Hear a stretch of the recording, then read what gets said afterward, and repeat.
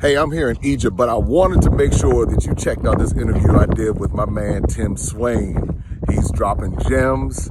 Make sure you check it out as we continue to bridge the gap right here on Maximum Impact with Jay Cameron. Don't forget to like, subscribe, and share.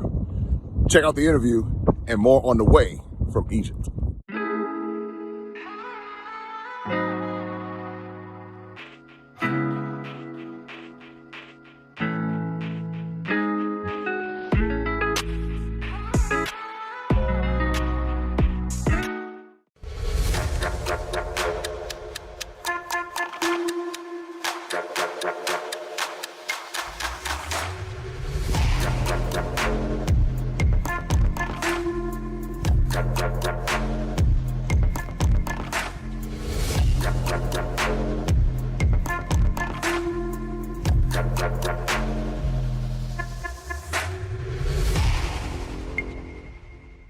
What's happening, everybody? I am here with the man. Everybody has been telling me that I needed to connect with this brother, and it has finally happened.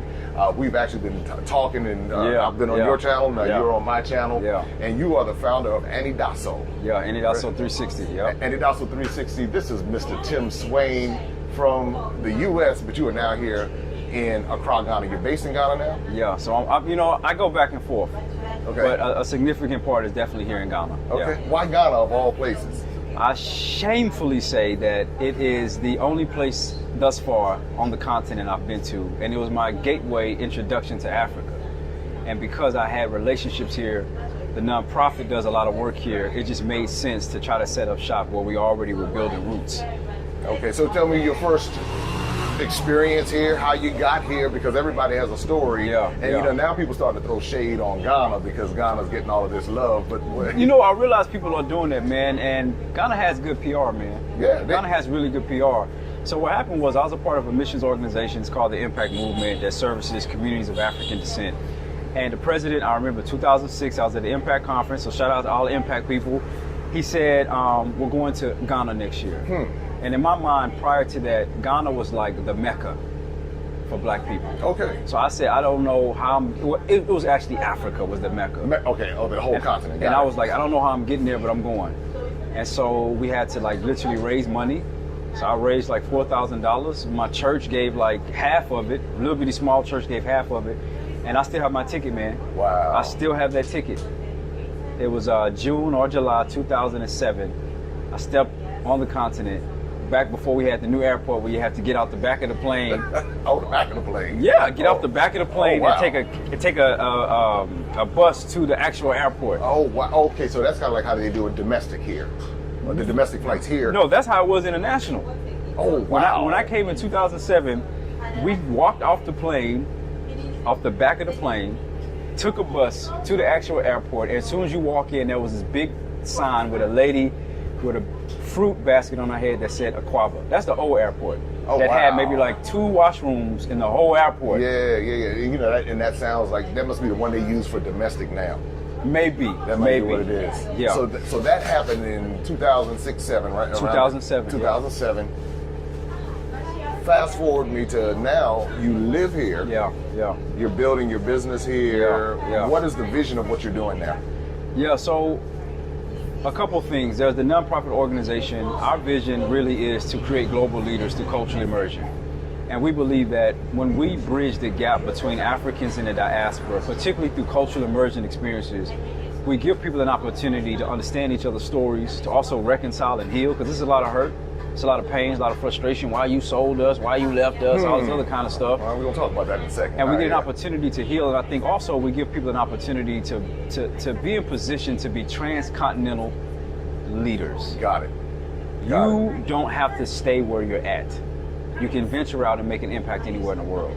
How do you help people reconcile the whole "they sold us into slavery" narrative? Because I heard that growing up. A lot. It's like that was the theme, like don't go because they sold us into slavery. So how do you address that? You know, I think the thing is, we first thing is, because primarily we work with communities of African descent, but particularly in America, so black folks in America. The first thing we have to do is really help people understand that the world is not black and white as we see it. Okay, so the world doesn't see it through our lens, our context. That's not how the world sees it. And when people come to Ghana for the first time, they think, how can other black people sell other black people? But what you have to realize is people are people.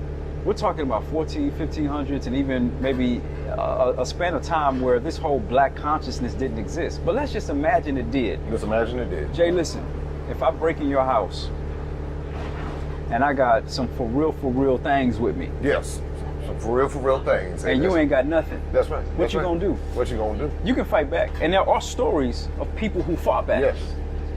Yes. But in the end, what you gonna do? What you gonna do? And you're gonna have to make a decision. Either you're gonna die, or you're gonna have to figure out some kind of way to adjust your situation. But bottom line is, what you gonna do? What you gonna do? And the thing is, even with the black consciousness, you talk about how Ghana was divided. You had kingdoms, and even you had certain tribes that had more dominance, had more power. So you already had these levels of. It's not black and white the way we see it. Right. There's tribes. There's culture, there's a lot of stuff that's deeper beneath the surface, and it wasn't black people selling other black people. Right. It was human beings participating in the system against other human beings. That's right. That's what it was. And it's that simple. And they were doing it in Europe. I mean, as far as fighting one another. Yeah. So they weren't. It wasn't white. Yeah, exactly. They were fighting for kingdoms. You even had the Barbary slave trade in northern Africa. Yeah, Where the Europe. yeah. So there's all of these complexities. Yeah. To your point. Yeah. It's not black and white. It's So not, is that something that you educate people about when they come on your experiences? Yeah. So when people come to Ghana, we just had one. It's called the Sankofa 360 Leadership Trip, and people spend 10 days in Ghana, 10 days and 10 nights in Ghana. And we attend classes. It's a 360 experience because we believe in empowering people spiritually, culturally, and professionally. So we incorporate physical exercise into it. So every morning we waking up, we exercising. Okay, and you know, folks from America, they're not ready for that. They're not ready. So you come to Ghana, and what people see is, especially for us, when we talk about leadership, it's not just about being woke and conscious. You can be woke as you know what, Yes. but you don't have the physicality to move around. So yours is a holistic approach. That's what we try to do, because when people go back, we realize we're not just compartmentalized people. So anyway, we do the cultural sessions where we partner with Ghanaian lecturers and things like that to talk about the history of colonization, slave trade. We read books, we read Kwame Nkrumah, we read, Black liberation theology, James Cone. We're reading non-Western theologians. We're reading African theologians. We're reading non-African theologians, but just scholars and what may have you. And then, of course, you do the tours around to the different places and stuff like that. So the end of it is we want people to get an experience in different parts of Ghana. So we take people to Cape Coast, where we partner with a small community there called New Abu. Okay. And they see that part of Ghana. Then they come to Accra and they see a different side of Ghana. And we want them to know that Ghana, just like most places in the world, is not monolithic. And there's opportunities in every place. There's also poverty and all the other kind of stuff. So yeah. What are some of the challenges about mindset that you've seen when people have come? Once they get here, their expectations. Yeah. Have you had to deal with any of that as far as adjusting the mindset? I think the biggest thing is we don't recognize how we bring our Western values with us. Some of those values are, sometimes there's an assumed arrogance like we know. Sometimes there's a perception about the continent as people are lesser than. Okay. But it's unconscious. And it plays out in things like fear, right? You don't know what this group of Africans who are walking are gonna do, so you think they're gonna kidnap you. Or the other thing is like, we've had experiences where people have romanticized the continent to the point till they become naive and ignorant. Okay. So they'll come to the continent doing stuff that they shouldn't be doing. Like you meet somebody for the first time, you don't need to be hanging with that person by yourself as a woman. Okay. Don't do that. Okay. Because that's not wise. You don't know this dude. Okay. And so they may be over trusting? Over trusting, they just assume. And you know how sometimes we do here in Ghana, a black person comes, a Ghanaian will be like, oh, my brother, my sister, my king, my queen. Right. And because we so culturally malnourished, it's feeding our ego. And we might be romanticized based upon Wakanda and Zamunda. No, for real. Yeah. No, for real. And we coming in here like this, and they're looking at us like, let me get your money. Right. Because it's like, okay, because people understand. Yeah, exactly. So you see that, the fear aspect, and then you'll see the romanticized aspect. Yeah, exactly. what do we need to do in order to, you talked about bridging the gap. Yeah. How do we bridge this gap? Because one of the reasons why everybody said that we should connect, because it's like you brothers are talking, a lot of the same things. What do we need to do in order to bridge this gap between and it could be the UK African diaspora, Canadian African diaspora, French African diaspora, but in particular, we come from America. So how do we bridge that gap? I think the stuff that people like yourself are doing, man, putting content out there, because we're consuming so much content. We might as well be consuming content that's educating us about each other. I think the other thing is we have to be in the same spaces together to ask what I call the uncomfortable, stupid questions, like, do Africans really shower? Like we have, you may feel like, no, that's a dumb question, don't ask that, but we have to have enough of a relationship to ask those uncomfortable questions. Are all Americans rich? Or like kids would ask me, are your parents white? Do you have white parents? Now, a child is asking me this, and I can't scold that child and say, man, you stupid, what you don't know no better? Yeah. Now, adults ask me the same question. I can't be like, man, you stupid, you don't see the color of my skin, you don't know about genetics? We got to be able to say, we got to bring people together to be able to ask those questions that I'll call the silly, uncomfortable questions, because when you do that, you'll get to the deeper stuff. You get to the, how do you really see me? This is how I really see you. Now, what happens if I would marry into your family? Now that's a deep question. Now, what happens if we start sharing power in an organization? Do I really trust you to have 50% equity in this company? That's getting good. Like, do I really trust you? But don't we face that same issue in America among us? We do. Okay. And it's not, when you say us, I know what you mean, but I'm going to say us in terms of just all people. Okay. And I think, like you talked about in the other video, entrepreneurial maturity. Yes. We don't know how to trust but verify. It's like, I like this. Okay. And I heard that from a woman who does, I forgot her name, but I know because she has good marketing. She built a 51 home residential complex somewhere. Pam Courtney Brown, I think that's her name. Okay. But she always says trust but verify. So if you come to me and say, I got this amazing idea, I'm like, okay, Jay, that's what's up, man. I appreciate that. Tell me your plan, though. Have you built 2,000 homes before? So this is part of your due diligence. Exactly. And I think a lot of us don't know how to do that because we come so trusting. And in Black America, there's an assumed code of ethics, even though we don't all follow by it, but there's an assumed code of ethics that we're supposed to, if you don't, you're not supposed to really mess over a Black person.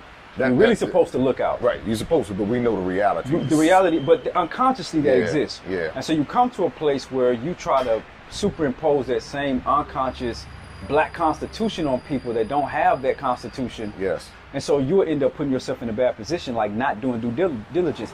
How many stories have we heard about people that came and bought land and found out they got ripped off? Exactly. And you ask the questions and you realize, oh, you bought the first piece of land that you saw from somebody that didn't have their name on the that's your fault. Yeah, because you didn't do your due diligence. Because what you're talking about is so important. And I've watched several of your videos. How did you feel when you came? Because this is another culture area where a lot of people coming from the diaspora, and especially in particular coming from America. Yeah. When you saw the impact of religion here, man, how did that hit you? Because I know what it did to me, but man, I want to get your perspective because I'm tossing it back to you. Because in your video that I did with you, you threw it at me, so I'm throwing it back to you. Honestly, man, I lamented. When I say lament, I'm not being facetious. I literally lamented because I know what happens when people don't know their roots, their origin, their culture. I see what it looks like in our context. I see what it looks like when you have a church on every corner, but we don't understand the value of collaborative and community economics. And so when I come to Ghana and I see the same thing, it's so disheartening. And so when we talk about religion, you know what I'm saying, we're talking about Ghana is so religious. Okay. Religious. Okay. To the degree to where I told somebody this and I don't back up from it. I think it's the same thing in Black America. I think a lot of our churches need to be shut down. Okay. And I think it's the same thing in Ghana. Because why do you say that? Because it's doing more damage than good.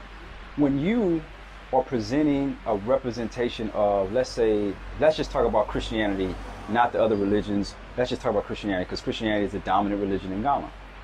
When you go to a church and you're not being told how to be self-reliant, how to be intellectually autonomous and innovative and creative, and those are all the things that God has given you, then you are really, number one, disrespecting, I think, the image of God by not allowing us to see the totality of who we can be.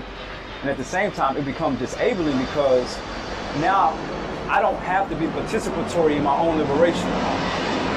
I can just wait for the Lord to come from on high and rescue me.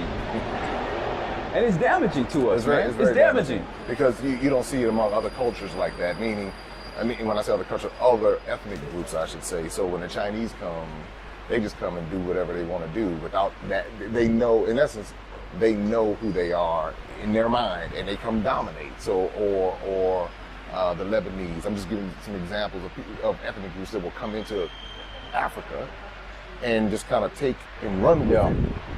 When you say damaging, us not using the God-given skills and talents in mind that we've been used, but becoming really, in many ways, codependent. Absolutely. Upon the system, or but I think also it comes to access too, right? Okay. So even if you look at the history, I know this ain't the whole theology show, but if you look at the history of the Black church in America, the history of the Black church was rooted in slavery, in oppression, and so when you look at churches that were started during that time, many of the tenets of those churches was the theme of liberation because it was such an oppressive environment. So they identify with like the Moses figure because it's a figure of liberation. Right, figure of liberation, yeah. When you come to Ghana, and then also it was a blatant black against white thing in the States. It was black and white where it wasn't black and white other places, right. So you come here, you don't have to talk about representation because representation is everywhere. Yes. Black doctors, black lawyers, black president. Right. So it's not as blatant, and it's almost like a cancer that kind of seeps in you. And so when I talk about the damaging aspect, what I'm really referring to is when you look at what's happening, you see people that are really ignorant, and this is not a condemnation on people because I understand parts of the history. School has taught so many people, particularly in Ghana, not to think. Honestly. It sounds like America on many levels. You just regurgitate, what's in Ghana we call chew and pour. You chew and you pour. Okay. So, or basically you just regurgitate. Okay. So you see people that are book smart. When it comes to the application of that, people haven't been taught how to innovate and create. And I think also we got to keep it real. We're coming from a context to where, Jay, honestly, if you wanted to go get a business loan, even if it was $5,000, you could probably go do that in about 2 weeks. Sure. For sure. You can probably go do that. We have access to the capital. In Ghana, even if you want to be creative and innovative, where you going to get that business loan from to start your business? That's very true. So now, what am I going to do? I'm going to go back and pray about it because I don't know what else to do. And all the messages are telling me to do that. And give to, I got you. And not saying that it's right or wrong, it's just talking about what is. So it's like, what am I, like, ain't got no other choice. So how does that, because now if you're bringing people from, let's say, America, and they're coming here. How do the two cultures merge and form a successful alliance, even if it's just on a business level? Because you have two different philosophies. Absolutely. You have someone coming who may be saying they're woke. And then they're seeing this and they're saying, how can you merge that? Yeah, you the thing is, the conversations that we have amongst ourselves, other people are not having when they come to Ghana. When the Chinese, when Americans and other folks are coming to Ghana, they're not talking about how to, do certain things. They're coming from a straight business perspective. I think that we have to adopt some of those principles too in terms of leaving the emotion. This is why we need healing, honestly, too, because we're so damaged, we need to be healed. But leaving some of the emotional damage out of it. And because, keep in mind, a lot of us have never really had to go through cultural integration. That's true. It's just in our world. It's our world. We never left and lived in another place. Yes. Now, granted, we talk about culture going, different spaces in terms of racism and stuff like that. There's different culture, but like a real culture integration where your Americanness shows up before your blackness. Most of us have never had to go through that. So I think that one thing we need to do is things like you're doing, right? Educating people about the cultural differences that exist. so that when they experience it, they're not shocked and alarmed. The other thing is helping people have a sober mind with looking at the continent and being able to understand that, listen, yes, the opportunities are here, and asking themselves, how is it that when you go and you see all these other successful people that have made it here, what makes them different from you? Do they have something more special than you? So then what are they doing? And there's a lot of people here too who are extremely successful. And I think it just goes back to, man, you just got to go and connect with people who are doing what you want to do. So some of the basic principles, just universal principles. Universal principles, man. What is the vision for what you're doing here? What's the big picture? What, in say 5 years, what should we see from Tim Swain? Man, I'm going to give you the bigger picture. The big picture is to create global Pan-African communities that educate, empower, and equip people to be transcontinental citizens. So what that looks like is, when you talk about a community, you're talking about economics, education, and then you're talking about really being able to be integrated in a society where you feel like you belong. Practically,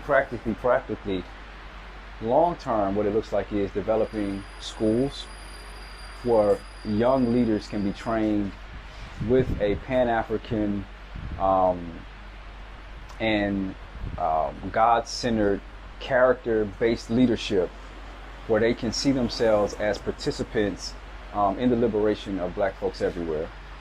The other thing is long-term, creating spaces where people can just, in Ghana, real estate is ridiculous. Yeah. Or creating spaces where you can come to, if you want to relocate from anywhere in the world, where this is your home now. And you don't have to worry about some of the systemic stuff like open sewers and just the basics, right? Right. It's on the basics. Right. And you can come and do that. Within 5 years, our organization is really looking to actually expand to other places within the diaspora to do cultural immersion trips, because you've traveled. Every place has a different story. Every place has a different story. And when you learn those stories, it connects you to everybody, but it also helps you, I think, get outside of yourself to feel like we the only ones. We talk about we the only ones that, we ain't the only ones. Oh, no. Everybody does the same thing. It just looks differently. Yeah. And when you say we're the only ones, what like I hear a lot of times, man, especially in Black America, black people the only ones that tear each other down. I came to Ghana, you know what they said? We Ghanaians, Charlie, we the only people who will tear your brother man down. So you hear the same story. Same thing. Even when I was in college, I remember I used to go to where all the free food was. So I go to any organization that had free food. I promise you, Jay, I went to the Black Student Association. Man, black people, we're the only ones that do this. I promise you, I went to the Hispanic Student Association. You know what they were saying? They were saying, we should be more like the blacks. They unify, because when something happens, they go out and riot. That's how they do. Look at us as Mexicans. We ain't even Latinos. We ain't even united. I promise you. I went to the Asian Student Association. I promise you, Jay. They were saying the same thing. See, we as Asians, we ain't even unified. We got Korean, we got this, we got that. That is very true. That is very true. So when I went there, I was shocked, because I was like, yo, we was just saying, y'all are more unified than us. And that's even when you think about when they start talking about the Europeans, because like the Africans, so monolithic, the Europeans, but even the Europeans will fight. The French and the British and the German. I mean, they'll have the Dutch and the British, and you go through the history. I'm telling you, look at the way rich white people look at poor white people, just in the States. So it's classism. Exactly. At the core. Look at it. Socioeconomic class. Yeah. And you see that too here in Ghana too, class. Oh, absolutely. Yeah. But you see it in our community. Yeah. You get the uppity folks. I know what you're saying. Yeah. I had to catch myself. I had to catch myself. Yeah, uppity folks. So it's like you have the uppity folks who they get a little money. They, like in DC, they have something called a beltway. Yeah. So it's like in Atlanta it's the perimeter, but in DC it's the beltway. If you live outside of the beltway, the people, the socioeconomic class, upper income people, look down on people who live inside of the beltway because those are supposed to be the lower income, lower class people. Yeah. But everybody's black. Yeah. And it will come time for them votes. Everybody want that black vote. Yeah. It'll be the classism, the elitism that we see. But that's across all cultures. Yeah. And that's why, Jay, it's so important that the work that you're doing is so important, because on a personal level, I think that if the only thing you're placing your hope and belief in is just blackness, you're going to get disappointed. Yes. Because you're going to see that people are people no matter where you go. That's right. Greed has no ethnicity. Listen, I just did a video that's going to be released. Maybe by this time it's released that you'll see it. That I was talking with a group of black women. We was talking about, listen, we talking about getting, what's the word? Like people try to rob you of your money in Ghana. When you poor, you think about doing things. And I told people, I jokingly was like, listen, I thought about being a stripper. Hey. No, I'm dead serious. Hey, I got you. I was like, listen, I'm gonna go to this small town. I'm finna get ripped up. And I'm finna shake what my mama gave me. I'm gonna behave myself. I ain't gonna say I'm being dead serious. I understand.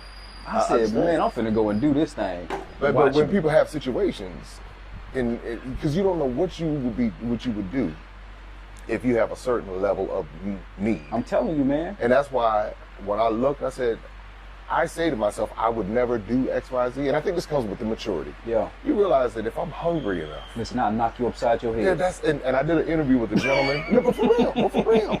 I did an interview with a gentleman who was selling on the street. He said, well, I sell on the street, so I'm going to get a gun and steal. And I said, now, really? What if I was starving and I had children? And you had a gun. And I had a gun. Somebody rolled up in a Mercedes. And had no intention of killing them. But if I could scare them enough, would I do it? You know, these are questions I have to ask myself. Would I rob somebody? Yes. Of course. I would. And everybody would. Even the most holy person. Listen, I've done it. Let me tell you, when I was 16, this is a true story. I was 16, I seen this dude. I used to work with this dude. I hated this dude because he was like just doing ratchet stuff with girls and stuff. He was a grown man. He was that dude. He was that dude. And every night he used to walk home. I worked at a restaurant. So every night he would walk home with a bag of money from the restaurant. And he used to walk about a mile. He didn't have no street sense. He had no street sense. I went to my homeboy. I got the pistol. Mm-hmm. I had the ski mask. I had the car. Yes. My brother said, bruh. Don't do it. My brother is the dude that he was in that street life like that. Okay. He said, don't do it. It's not worth it. What you gonna get, like 4,000 or 5,000? What if you get caught? What if you kill this dude? That's your whole life. My brother talked me out of it. So I'm telling you. And I wasn't like really, really starving. I was a middle class black America. Right. So I can imagine if I wasn't. Right. If dude would have got the business. Yeah. Dude would have got the business. And if we're honest with ourselves, and I think that's another problem that we have, we're not honest with ourselves on many levels about our humanity. Because what we try to do is appear to be better or have it better going on. And I think that's one of the reasons why we don't get the healing that we need. Because we're walking around trying to act like we're well. Or that we've reconciled certain things or we've forgotten certain things. And that's part of what this journey, you know, when you come and you get among people and you educate yourself on that level, it's like you begin to see things differently. And that's what I'm hearing from you. Here's another question. Why do you think it's important for people who come from where we come from to have experiences like this, whether it's Ghana, Nigeria, Sierra Leone, Tanzania, South Africa, wherever? Why do you think it's important for us to have these type of cultural immersion experiences? Jay, that's a really good question, man. We don't recognize the trauma that is induced by racism. Because we've lived with it so long, we've just adapted. We become maladaptive. It's broken, but you just live with it. There's a homegirl I know who, she was saying this jokingly, but it made me think. She like broke her leg when she was like 3. She never got it healed, but now every time it rains, it comes up. Now she's like 30 something. So that broken thing that never got healed always comes up because it was never properly dealt with. So for us, we don't recognize every day, man, the truth is we're being broken by the system as black folks. You see yourself getting shot, strangled on the news. That does something to you. Yeah. You see somebody that should not be in that position, and you know you done worked harder than that person. But they get in because of the way they look. That does something to you. You see even people who look like you killing each other. That does something to you. You know the history of how you couldn't live in a certain neighborhood. That does something to you. Your grandfather, your grandmother told you that, you know what I'm saying, they saw somebody get beat or hung. That does something to you. And now you in America every day talking about, I'm finna be the Superman or Superwoman, just keep it moving. No, you're being broken down. But when you come to Ghana, other place in the diaspora, for the first time, you can literally lay down the burden of being black. Yeah. it's indescribably liberating. And it causes, I ain't no scientist, but I can imagine that it causes you to think differently and reevaluate life. Because everybody, not everybody, but I know most of the people that you bring say the same thing. I can't describe it. Yeah. It's just something in my spirit that just feel like Yeah. I'm home. A lot of people have said that they've come here and they don't feel like they're black. And that's I've heard it. that because in America, it's very polarizing, and even that term was given us by colonization. Exactly. Because on the continent, many people here don't see black or No, white. They no, don't even. no. I did an interview with Walter Maya, and he was like, "Well, he had to go to China to realize realize that he people was- saw yeah. him." Yeah. So it's when you come here and you see all of this chocolate, all of the different complexions of chocolate. I'm telling you. It's. I'll tell you the place where I did not feel like a foreigner. Nigeria. I didn't feel one bit. Niger enters into the comments right now on that one. I know they will. I didn't feel like a foreigner at all. Yeah. So that's why I think it's so I know important. people told you look Nigerian. Yes, I did. They say Igbo. That's it. They go, but then it's been Europe. I've heard it all. But Yeah. But but when I was there, it was like, hey, this is a wonderful feeling, And I mean, and I felt at home in every place I've been in West Africa, even in South Africa too. South Africa has a very interesting feeling when you go because their history is so similar to ours in America. So it's like you get all of that and you understand how many people look like you in the world and who have similar stories. And it's like we're not the only ones. And to your point, that's a part of that healing process because I find that I didn't even realize the culture shock the way I've been broken down in America. Yeah, man. And then I come outside of it and I was like, wow, that's one of the reasons why I like to bring people because it's like, whoa, you just feel free, man. You feel free. You feel free. Feel free. And the thing is, we don't know what real freedom feels like because we've been incarcerated so long that when the cage is open, you don't really even know what it feels like. And we think we're free because we have a nice job, making decent money. But the truth is, you still are inward. Yeah. That's what you still are at the end of the day. At the end of the day, and that system, you may be a different. You're uppity inward. Yeah. But you're still inward. What Kanye West says, even if you're in the Benz, you're still in the coupe. There it is. And I think that we also have to start thinking about legacy, Jay. That's the thing. What would it look like for a generation of kids to have this transcontinental, Pan-African identity, who have utilized the resources in the West, yes, the schools, the education, the money, and all that, but now these kids have a connection. That's right. They're multilingual.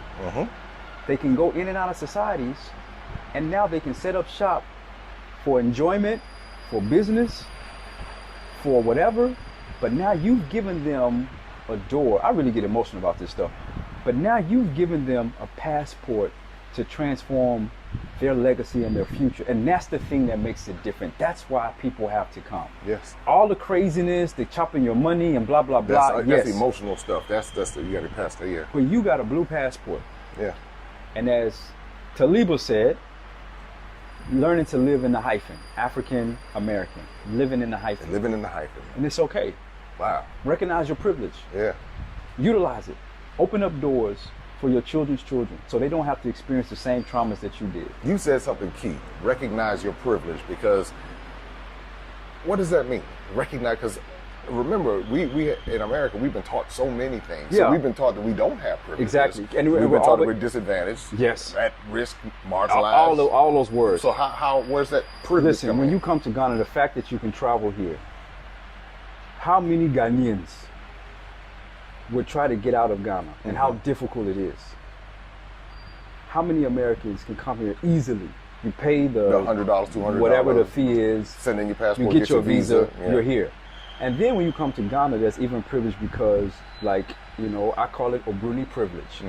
The fact is, when you're viewed as Obruni, people view you as like higher than. So it can display. Obruni meaning white. That's what it means. White, foreigner, that whole concept. There's a whole etymology behind the term, but essentially, yeah. So you're in line, someone hears your accent as an American accent. You may get serviced first, quickly, expediently, for someone who is Ghanaian, unless they're like a big person, right? They'll be at the last of the line. Or you have two people that want to do business. They hear that American accent. The assumption is, now you could be as dumb as two rocks. Yes. But the assumption is you're coming from America, so you know more than me, you have business intelligence, so I'll jump to do business with you because I just assume that you're gonna be a good business partner. But the Ghanaian, there's an automatic assumption of like, I don't know. It's the same way where in the States we have this black and white thing where sometimes we assume the white-owned business just is gonna provide better service. And sometimes they do, but it's so much more of them that we have so many opportunities to choose from. Yeah. Versus when you go to a black-owned business, the assumption is, now I'm gonna give you one shot and you better get it right. But we don't put that same standard on other people. So it's like that for us. We are the white people when we come to God. So that's the privilege. That's the that privilege. You reference. And if we do it the right way, then we can be a part of the global reconciliation and the global healing because of what colonization did to all of us. Yeah. So, well, I'll tell you like this, man, this conversation has been great. Yeah. And we're going to have to do this again. Yeah. I love the fact that we were able to come together and collaborate because, you know, a lot of times, again, your name was popping up in my feed. You got to talk to Tim Swain. Listen, and yours, mine. Hey, you know Jay Cameron? You know Jay Cameron? Talk to Jay Cameron. Talk to Jay. So I'm great we met at the place that day. Yes. Yeah. And that was, you know, just by chance. It was. But it wasn't by chance. It was supposed to be. Yeah. And I love being able to have the intellectual conversation because we could keep going on and on and on. And please, in the comments, I'm sure you all have many thoughts and opinions, but what we both encourage you to do is to be able to see for yourself, because when you see for yourself, no one else can take that experience from you. We're here, we're experiencing it, we've grown up and lived the quote-unquote black or African-American life, and if there were nothing here, we wouldn't be here. And that's what I say when it comes to, when I see so many other ethnic groups in Africa, if it's so bad, why are so many of them here? Facts. And that's what we want to be able to share with the rest of the world. And not to come here and take away from anyone who's here, but to be able to bring our resources, to be able to learn, to be able to be a part of the culture.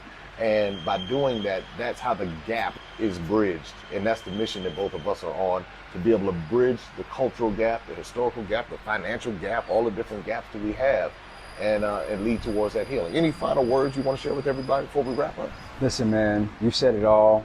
We're so grateful for you guys being a part of this journey. Stay tuned and make 2022 or 2021. Make it your year. Come on out and see for yourself. That's it. Now, where can everybody find you? That's it. So everything, all the social media, YouTube and everything is Tim Swain. In the description. Yeah, right. So it's in the description. It's all Tim Swain or it's all Tim Swain. You can find YouTube, social medias, and all that. So definitely, let's stay connected. Let's see how we can partner and help you guys come back home. All right, everybody, make sure that you subscribe, like, share. And this is how we educate ourselves. We tell our own stories through our own eyes, and we're having conversations that have needed to have been had over the generations, but we're having them today. So when you click that share button, someone else gets this information. When you subscribe to Tim's channel, someone gets the information. He's sharing phenomenal content. And make sure that you subscribe and follow him on the different social media platforms. So until next time, take care and be safe. Open up your eyes and see all the fun and mystery. Take an African adventure with Darren and Destiny. From the mountains to the shore, so many things to explore. Take an African adventure with Darren and Destiny. The Adventures of Darren and Destiny. And Darren and Destiny are twin brother and sister. And you go on their adventures throughout the African diaspora, meaning so African diaspora destinations, primarily focused in Africa, but we go to South America, we're going to go to the Caribbean. Their first book is going to take you to Ghana. And then we're going to go on a safari. And from there, we're going to go to Ethiopia. And then we go to Salvador, Brazil. And what the goal is to be able to inspire curiosity in the continent of Africa, in our children from a very young age, and to really tell a more accurate story. Most of our children are exposed to negative images, late night infomercials about how bad things are, everybody's sick, everybody's poor, everyone's uneducated, but that's simply not true. So what Darren and Destiny and their family do is they go to different African destinations. They are learning about these different places. You're beginning to see positive images, but still telling the truth. I mean, that's the important thing, to tell the truth about some of the things that have occurred. But it's all done on a children's level so they begin to understand it.